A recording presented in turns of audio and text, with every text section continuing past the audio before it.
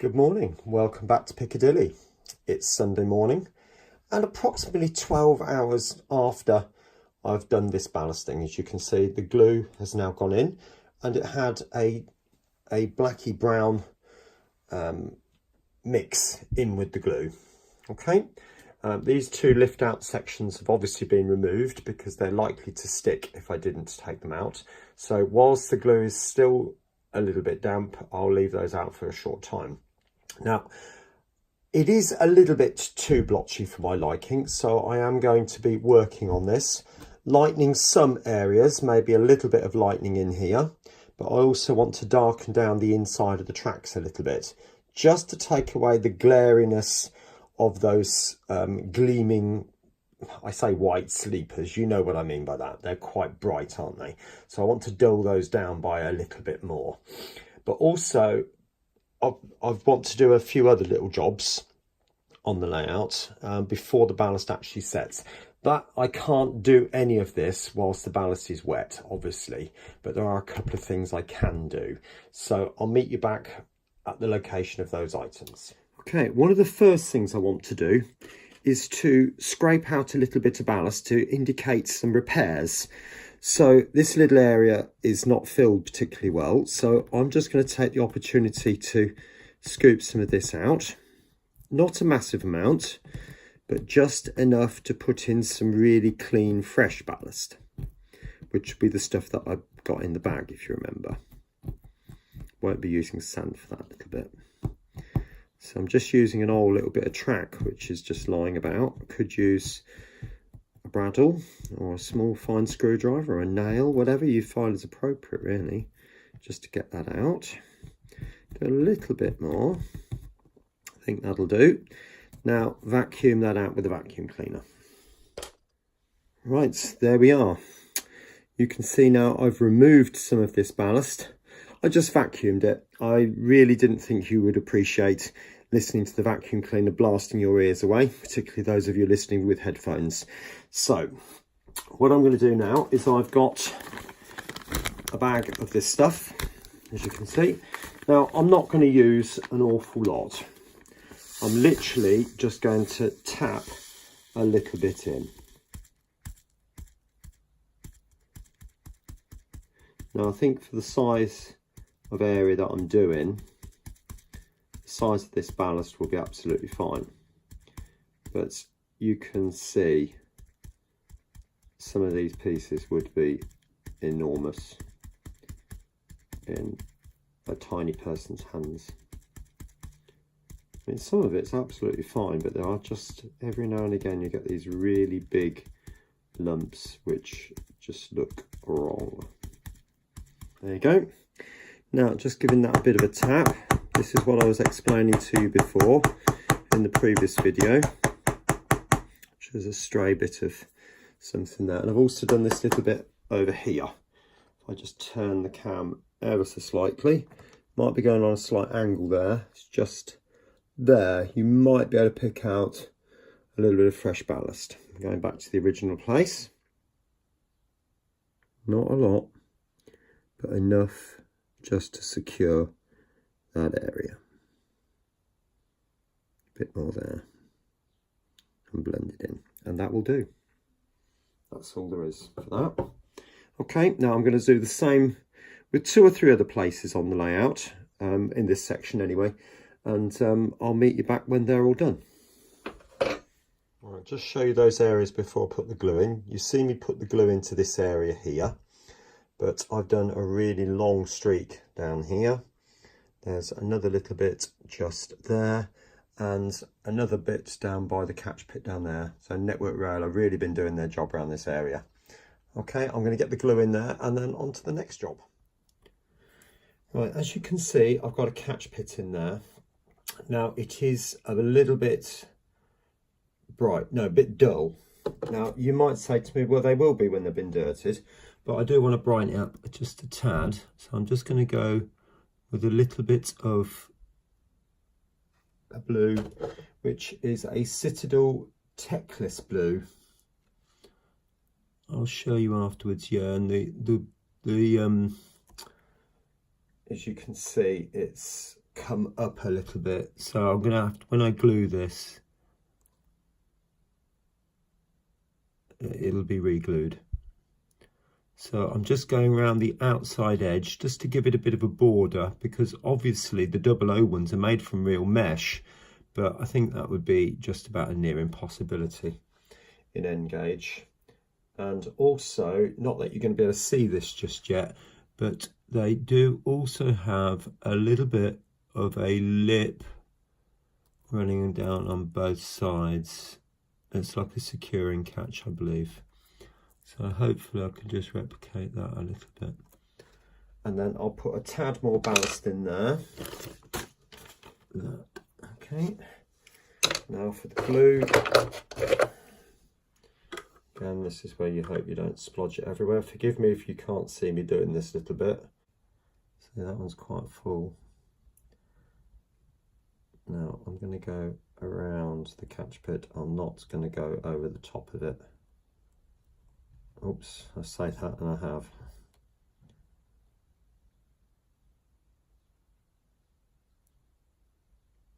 Yep, that will be fine. That will be absolutely fine. There seems to be a bit of a stray little bit of foliage ended up in the middle of there. So actually I'm just going to plonk it and it can live there for a little while. Okay, just manipulate that ballast just a tad. And that will do, and I really will get those other bits glued up, and I'll see you back very shortly. Right, that's all done now. The third little job that I want to do is, if you'll notice, some of the cable trunking has been completely blackened. Now it is in places, and I'm not going to do the whole lot by any means, but to correct it I'm just going to use some of this, just that little bit of brightness in places, and just sort of blend it in a little bit. So I just think it would be a bit of a shame, really, to go through all of this and then not see it. Now I'm just going to brighten up using a little bit of a neater mix. Right, now what I'm using is the same mix that I used on the track, which is obviously glue. There is a little bit of black in there and raw umber. Okay, washing up liquid, of course. Now, like I said, I'm really not going to put an awful lot on. I'm literally just dabbing it on in certain places just to dull it down a little bit, because that grey is just a little bit bright. And not only that, these are ever so slightly more buff grey than, you know, and with the brown in this, it will just help take the sharpness off it. That's as much as I can do on this section here now. I think the next part I'm going to do is, if I just tilt the camera around ever so slightly, whether you can see this, but to actually start putting some colour onto this bit here now. Actually, you can see it, can't you? Yeah, put some colour onto this, and once I've done that I will come back and show you. All I'm going to do is just paint it with a brown emulsion mix with some pale grey. Right, there we are. All that's been painted brown now. So I used a dark brown mix, that chocolatey type brown, which I used on the whole of the on all of this area around here, and then a light grey in places, which I'll probably put back a little bit more because I've obliterated quite a lot of it. And then I used that raw umber black mix along the bottom there, as you can see. Okay, just to give it a little bit of variation. So I'll let that dry, I'll put flock on it, and then I'll probably go back in and do a very similar thing to what I did here. Okay, and just create more rock effects with dry brush.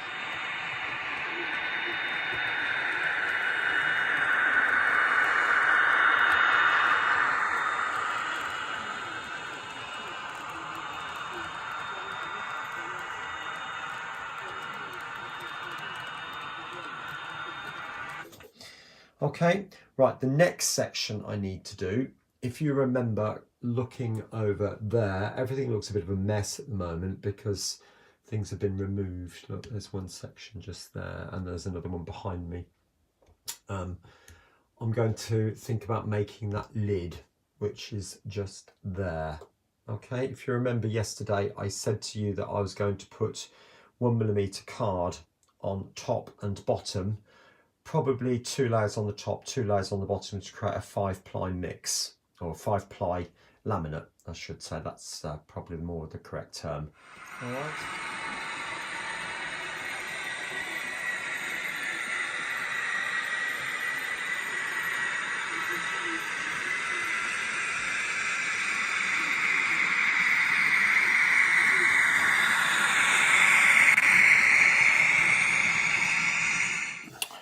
Okay, right, so you can see there's the tunnel portal, and you might remember it from old.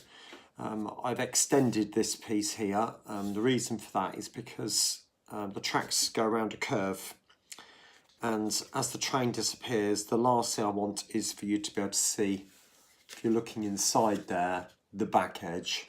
So I've tried to hide that. I might even have to put in a little bit more. We'll see. I just don't know at the moment. We'll see what it's like when we start running some trains with cams, with the cam, I mean, and we'll take it from there. Now, the way I'm going to go about fitting this onto the top of there is using these fins. Now I've been up to the layout. I've put this in place and I've put that on top, and then judged it according to the top of the scenery. Okay, so that's about the height that I'm imagining, and that will then sit on the top of that. So I need to make 2 of these. So that's quite simple. I'm just going to copy that onto another piece of 2mm grey board, like so, and cut that out. Quite a quick job, as you can appreciate. Now, you might say, well, why am I using a glue gun? The reason for that is because I want an instant bond.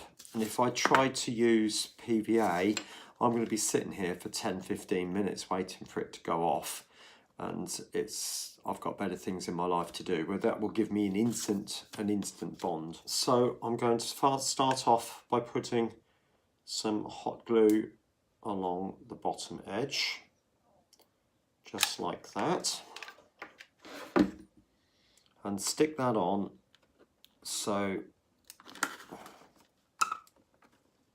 it's just below that surface there. Okay.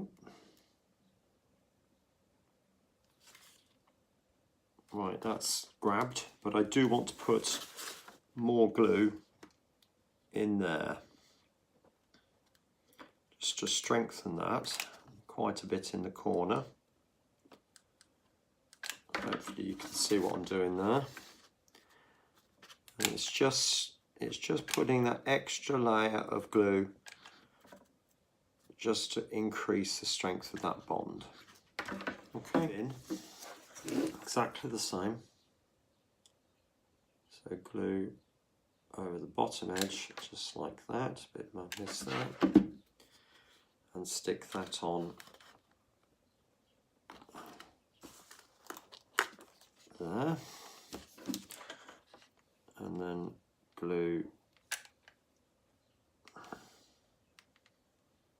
Now I'm just going to put more glue in the inside of there, all the way up the sides. Right, so now the next stage now is to glue, well no, actually the next stage is to put these fins in, these support pieces. So what I'm going to do with that is to make 2 of these, that angle, and then replicate that onto that piece, support, and that side, just like that. That's going to go in there,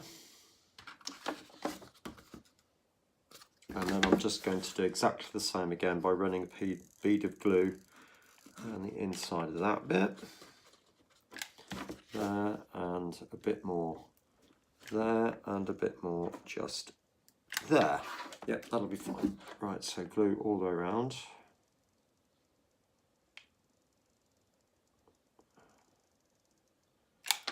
that, put that in there. Right, so hopefully that's created enough support now for that to be stuck on the top, just like that. All right. So I'm now going to glue up all of this. It's going to have to work quickly. Right, going quickly, going quickly, going quickly, going quickly. Hold that down. On the outside edge, just there. This side edge, a bit of glue, pack that in there, because it will act as a bit of a filler as well, won't it? And across there like that.